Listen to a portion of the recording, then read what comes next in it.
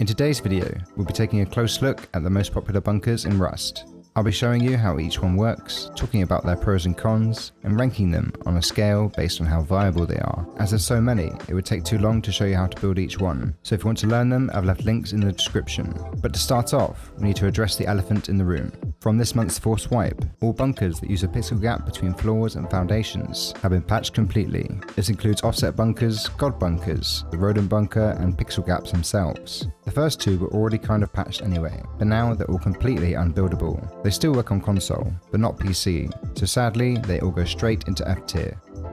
Onto the stairs bunker that has replaced the offset on PC Rust. To open it, destroy the twig holding up the stairs.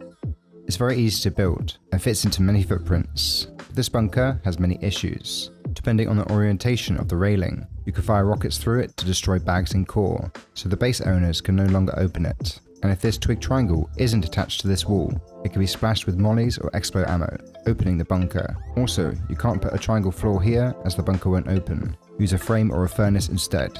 As it's more of a blocker than a bunker, I'm going to put it in C tier. As it's still a deterrent early game, it's not completely useless. Another bunker you could consider is this floor stacked one. Just like the original offset, you open it by placing a roof here. The problem is that if this floor gets broken, the bunker opens, but you can convert it from soft side to hard side with a ramp. The other problem is that you need a perfect floor stack to make it, which must be done before building your starter. In my mind, that makes it impractical, so I'm going to put it in the D tier. A much better core bunker is this roof foundation one. To open, destroy this wood foundation, which collapses the roof. It must be wood as the twig sticks through the side and can be shot from outside the base. Also, these foundations must be protected to prevent soft siding. The side ones will usually be honeycomb or inside the core, but this one must be sealed. Although if you honeycomb it like this, you can splash the raised foundation through the walls. Another issue is that it takes up quite a lot of space. Only fits in larger footprints and costs 13 HQM to seal. That being said, it's still very easy to build, so I'm going to put it in B tier. Moving on to a roof bunker you should never build. It opens and closes using the twig above the roofs. Although it's free to seal, the twig can be destroyed by firing an insect or molly at this particular spot, so for that reason it's an F tier. The raised foundation stability bunker is the oldest one in Rust. Destroying the twig opens the triangle. Simple, but it has many issues. For one, it's bulky, so it's difficult to make a decent base out of.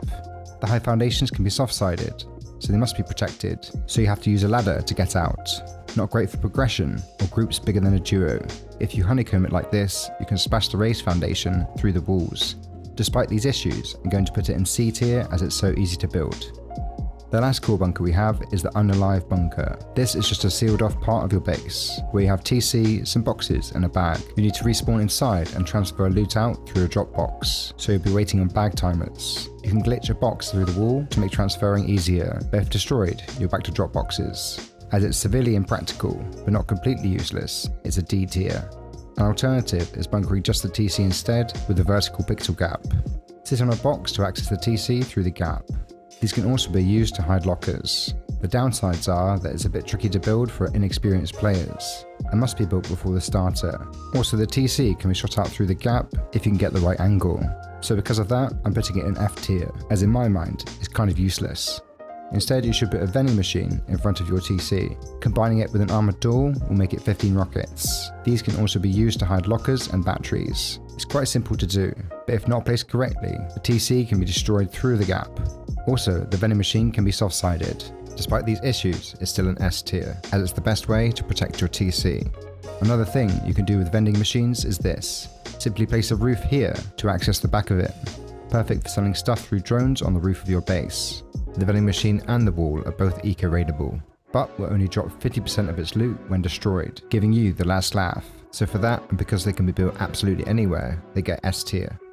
Next, we'll look at other ways to hide your loot. One way you can do that is with this standalone roof bunker. They're extremely easy to build and open with a twig roof, as the wall isn't actually attached to the high foundation. To prevent soft siding, you can cover the top of the foundation with half walls, or you can put it against a rock so you don't need the foundation. The only downside is that they're very easy to spot, but they're still a 15 rocket raid, so most definitely an A tier for quick, easy protection. Another way is through free-handed roof bunkers. They open in the same way as the wall is only connected on one side. They're mostly used as external TCs, which can hide extra loot or batteries. However, this foundation is soft-sidable, but you won't get any loot by doing so. When building, make sure to put another foundation and a frame, so you can rebuild if it does get soft-sided. They can be a bit tricky for new players to master, but they're still an S tier, as it's no fun getting your externals griefed. Now, I'm pretty sure most of you have never seen this triplet bunker. Placing a twig roof here opens the triangle floor. This is great as it can be used for a core or tied loot in your base, but unfortunately you can soft-side the foundations to gain entry, and it's a bit bulky, so probably only useful for something like a compound bedroom. For that reason, I'm putting them in C tier. The terrain bunker is great for sealing off the entrance to your base. Destroy the twig foundation to open. As it's underground, it can't be shot from outside the base. And as the two roofs join together, destroying the door doesn't change anything. The main issue is that you need to plan your base around it to make sure that the foundation is hidden under the terrain. As there are no soft sides, it's a B tier, but it's only useful for small starter bases really. Last but not least, we have multi-TC roof bunkers, which open and close with a twig roof. There are many variations of these, and can fit in many different footprints, but they require an external TC as the opening wall isn't connected to the base. A disadvantage is that they sometimes need to have soft side walls in order to cover gaps, and it's difficult but not impossible to fire rockets through these gaps, even though they look closed. If they're up high in the base, you can also shoot rockets through these gaps. For these reasons, they're an A tier bunker. Check the link in the description to learn how to build them. So I hope that was useful to you, and let me know in the comments which bunker is your favourite.